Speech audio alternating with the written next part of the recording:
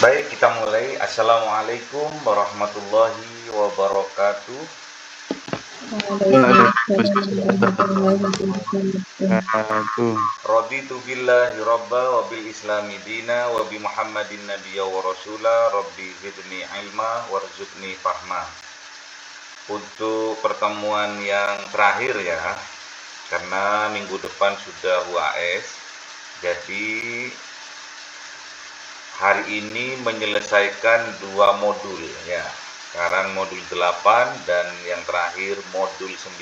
Jadi butuh konsentrasi kalian semua karena ini detik-detik terakhir ya. Detik-detik terakhir untuk menghadapi UAS. Jadi kalian harus betul-betul lebih konsentrasi pada pertemuan terakhir ini. Baik anak-anakku, kita masuk kepada modul 8 yaitu teori dan kebijakan ekonomi Islam pada masa Khilafah Turki Utsmani. Pada masa Khilafah Turki Utsmani. Pada pertemuan yang ke-8 ini akan mempelajari tentang teori dan kebijakan ekonomi Islam pada masa Khilafah Turki Utsmani. Khilafah Turki Utsmani merupakan salah satu pemerintahan Islam yang bertahan sangat lama dalam sejarah, yaitu sekitar tahun 1299 sampai 1924 Masehi. Selama lebih dari 6 abad, Turki Utsmani berhasil membangun sistem pemerintahan, administrasi negara, perdagangan, pertanian, industri, dan pelayanan sosial yang memberikan kontribusi besar terhadap perkembangan peradaban Islam. Kemajuan ekonomi pada masa Turki Utsmani didukung oleh letak geografis yang strategis sebagai penghubung antara Asia, Eropa, dan Afrika. Selain mengembangkan perdagangan internasional, pemerintah juga memperkuat sektor pertanian, industri, perpajakan, dan pengelolaan keuangan negara melalui Baitul Mal, serta pemberdayaan wakaf produktif untuk membiayai berbagai fasilitas publik lainnya. Kemudian,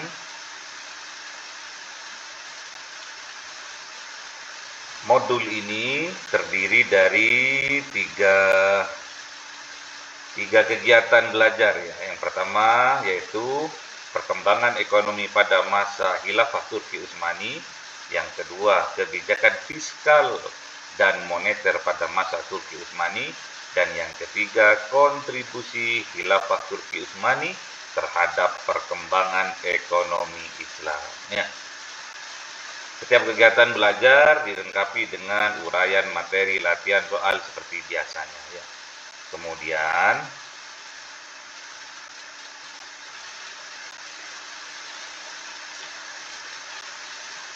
kompetensi yang akan dicapai oleh mahasiswa setelah mempelajari modul ini jadi ada 9 ya. 1. Mahasiswa harus bisa menjelaskan sejarah berdirinya Khilafah Turki Utsmani. Mahasiswa harus bisa menjelaskan karakteristik perekonomian pada masa Turki Utsmani. Dan yang ketiga, mahasiswa harus bisa menjelaskan perkembangan sektor pertanian, perdagangan, dan industri pada masa Turki Utsmani. Yang keempat, mahasiswa harus bisa menjelaskan kebijakan fiskal pada masa Turki Utsmani. Yang kelima, mahasiswa harus bisa menjelaskan kebijakan moneter pada masa Turki Utsmani.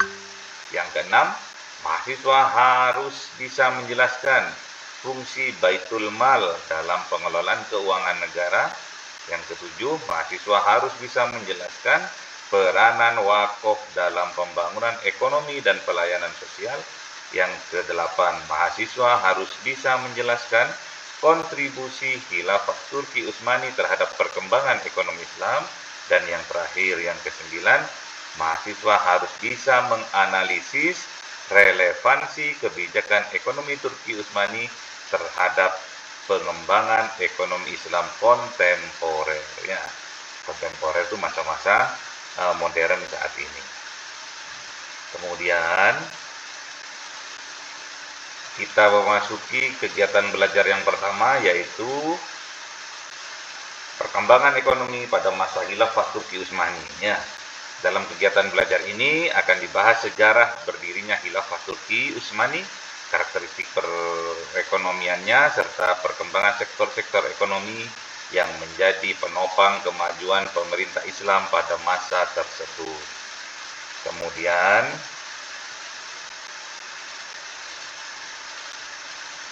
yang pertama, yang poin A, ya.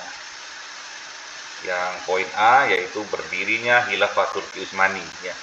Khilafah Turki Utsmani didirikan oleh Utsman bin Ertugrul. Utsman bin Ertugrul atau Utsman I, ya, pada tahun 1299 Masehi. Jadi kalau ditanya siapa yang mendirikan Khilafah Turki Utsmani, adalah Utsman bin Ertugrul, ya, atau disebut dengan Utsman yang pertama, Utsman I. Dalam perkembangannya, wilayah kekuasaan Turki Utsmani meliputi sebagian Asia, Eropa, dan Afrika, sehingga menguasai jalur perdagangan internasional yang sangat strategis. Stabilitas politik dan keamanan yang dijaga oleh pemerintah memungkinkan aktivitas perdagangan, pertanian, dan industri perkembangan secara pesat. Kemudian karakteristik dari perekonomian masa Turki Utsmani. Yang pertama meliputi berbasis pada prinsip-prinsip syariah, didukung oleh perdagangan internasional, mengembangkan sektor pertanian sebagai basis produksi. Yang keempat, mengembangkan industri kerajinan dan manufaktur. Dan yang kelima, memiliki sistem perpajakan yang teratur, memanfaatkan wakaf sebagai instrumen pembangunan sosial, dan yang terakhir, mengelola keuangan negara melalui Baitul Mal. Ya. Kemudian, apa yang berkembang dari sektor ekonominya, yaitu perkembangan dari sektor ekonomi pada masa Turki Utsmani. Yang pertama dari sektor pertaniannya, ya. Yang kedua dari sektor perdagangannya. Yang ketiga dari sektor industrinya. Oke. Kemudian kita memasuki kegiatan belajar yang kedua, ya, yaitu kebijakan fiskal dan moneter pada masa Turki Utsmani.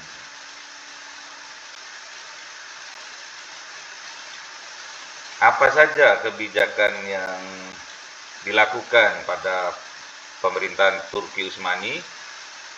Yang pertama, poin A, yaitu kebijakan fiskal. Ya, kebijakan fiskal merupakan kebijakan pemerintah dalam mengelola penerimaan dan pengeluaran negara berdasarkan prinsip syariah. Sumber-sumber penerimaan negara pada saat itu antara lain yaitu zakat, kharaj, jizyah, usyur, pendapatan perdagangan, pendapatan lainnya yang sah menurut syariah. Kemudian dana tersebut digunakan untuk membiayai pemerintahan, pembangunan, pendidikan, pertahanan, dan pelayanan sosial. Kemudian setelah kebijakan fiskal, sekarang kita menuju pada kebijakan moneter. Kebijakan moneter bertujuan menjaga stabilitas nilai mata uang, memperlancar transaksi perdagangan, dan menjaga kepercayaan masyarakat terhadap sistem pembayaran. Kemudian pemerintah melakukan pengawasan terhadap peredaran mata uang, serta menjaga kualitas logam yang digunakan sebagai alat dari pembayaran. Kemudian fungsi dari Baitul Mal, ya. Baitul Mal ini merupakan lembaga keuangan negara yang menghimpun, mengelola, dan mendistribusikan seluruh penerimaan negara untuk kepentingan masyarakat. Dana Baitul Mal digunakan untuk menyelenggarakan pemerintahan, membangun infrastruktur, pendidikan, kesehatan, pertahanan negara, dan kesejahteraan sosial. Kemudian wakaf, wakaf adalah sebagai instrumen pembangunan. Jadi wakaf ini berkembang menjadi salah satu instrumen penting dalam pembangunan ekonomi dan pelayanan sosial. Dana wakaf dimanfaatkan untuk membangun satu masjid, madrasah, Darus Syifa ini rumah sakit, Darus Syifa. Kemudian apa itu, Bimaristan, juga sejenis dari puskesmas, Kemudian untuk apa lagi wakaf itu dipergunakan? Untuk imarat, Imarat ini kalau sekarang seperti dapur umum, dapur umum yang menyediakan makanan bagi fakir miskin, musafir, pelajar, dan masyarakat yang membutuhkan. Yang kelima, untuk jalan, jembatan, dan saluran air atau irigasi. Nah, yang keenam ini karavanserai, Karavanserai ini tempat persinggahan bagi pedagang dan musafir yang dilengkapi dengan penginapan, gudang, kandang hewan, sumber air, dan perlindungan keamanan. Kalau sekarang apa ya? Kalau di tol itu apa?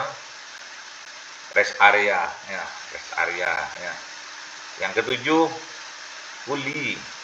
Uli ini yaitu kompleks pelayanan masyarakat yang terdiri atas masjid, madrasah, Darus Syifa, imarat, perpustakaan, pemandian umum, dan karavanserai yang tadi, Contohnya apa ini kuli ini? Lengkap dalam satu tempat, ada masjidnya, ada madrasahnya. Itu kayak kompleks perumahan besar, kalau sekarang. Oke.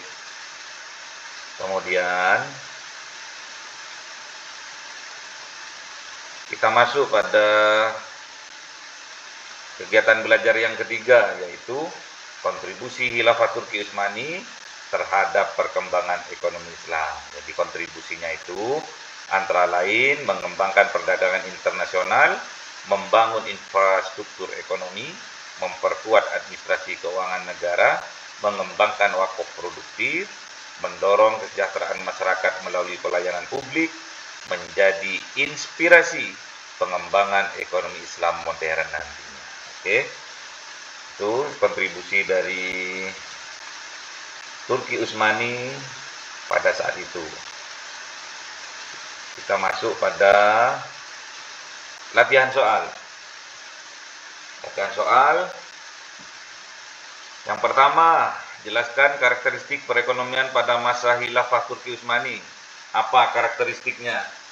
Karakteristik dari perekonomian Turki Utsmani. Ada yang bisa? Apa karakteristiknya?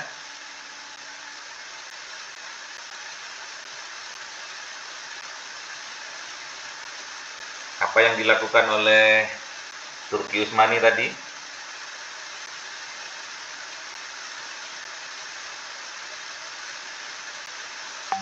Apa karakteristiknya?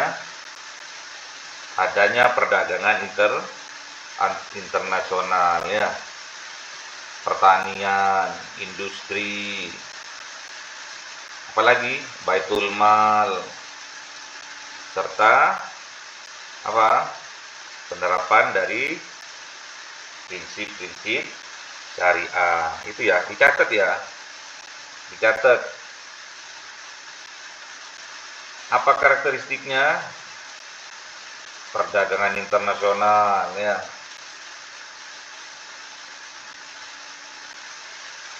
pertanian, industri, dan prinsip-prinsip syariah.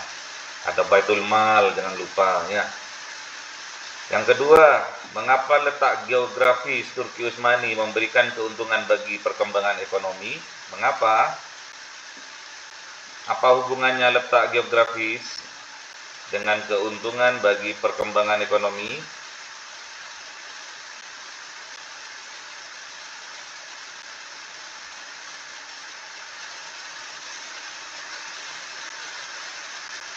Mengapa memberi keuntungan? Karena letak geografisnya menghubungkan antara Asia, Eropa, Afrika, ya, sehingga menjadikan Turki Utsmani sebagai pusat dari perdagangan internasional. Kemudian yang ketiga, jelaskan fungsi Baitul Mal pada masa Turki Utsmani. Ada yang bisa tahu? Mengelola keuangan. Mari.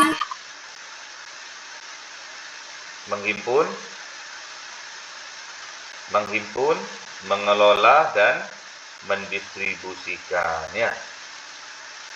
Itu ya fungsinya ya, menghimpun, mengelola dan mendistribusikan untuk pembangunan, pendidikan, kesehatan, pertahanan dan kesejahteraan masyarakat. Yang keempat, apa yang dimaksud dengan wakaf produktif? Sebutkan contoh pemanfaatannya. Apa wakaf produktif?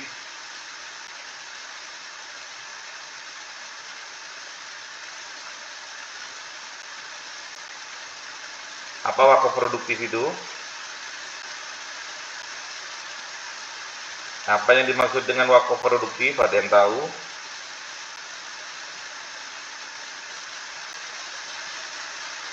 Wakaf produktif adalah pengelolaan harta wakaf untuk menghasilkan manfaat ekonomi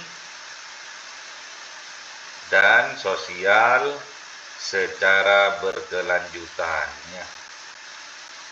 Wakaf produktif adalah pengelolaan harta wakaf untuk menghasilkan manfaat ekonomi dan sosial secara berkelanjutan.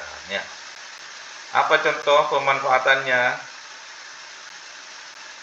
Pembangunan madrasah, pembangunan darussifa atau rumah sakit, pembangunan imarat, bukan Indomaret ya, imarat, pembangunan jalan, jembatan, dan karavan seranya. Yang kelima, jelaskan kontribusi Khilafah Turki Utsmani terhadap perkembangan ekonomi Islam. Tadi terakhir, jelaskan kontribusi Khilafah Turki Utsmani terhadap perkembangan ekonomi Islam. Apa tadi?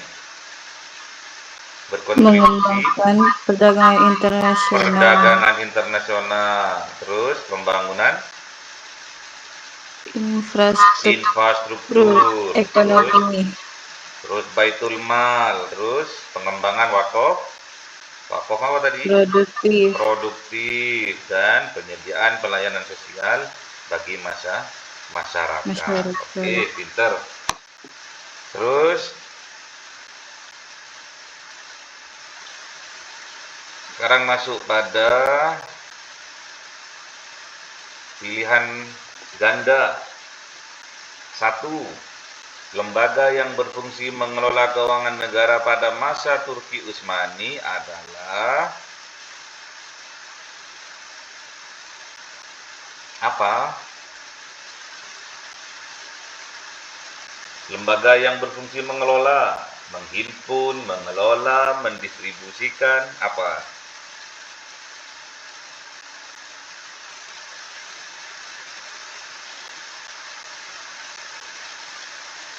Ayo, cepetan. Dua bab ini sekarang.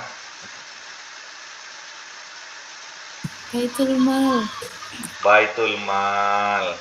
Yang kedua, dapur umum yang menyediakan makanan bagi masyarakat yang membutuhkan disebut Dapur umum.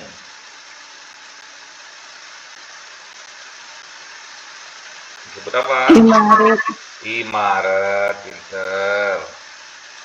Kemudian yang ketiga, tempat persinggahan pedagang dan musafir pada jalur perdagangan disebut karavanserai. Ya, oke. Yang keempat, salah satu tujuan pengembangan wakaf produktif adalah wakaf produktif.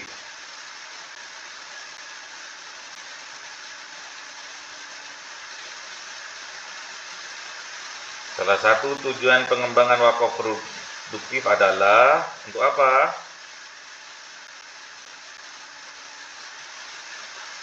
Wakaf produktif. Barusan sudah kok. Nah, untuk apa?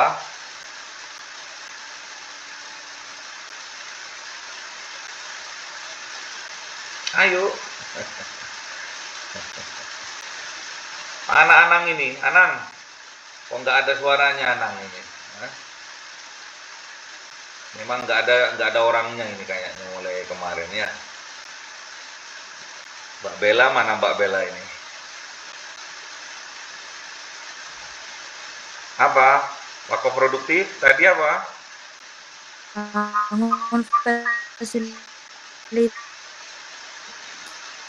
Apa? Membangun fasilitas sosial. Membangun fasilitas sosial dan pelayanan masyarakat. Contohnya apa? Membangun rumah sakit, madrasah, ya. Yang terakhir, salah satu kontribusi Turki Utsmani terhadap perkembangan ekonomi Islam adalah mengembangkan perdagangan internasional dan pelayanan publik. Oke.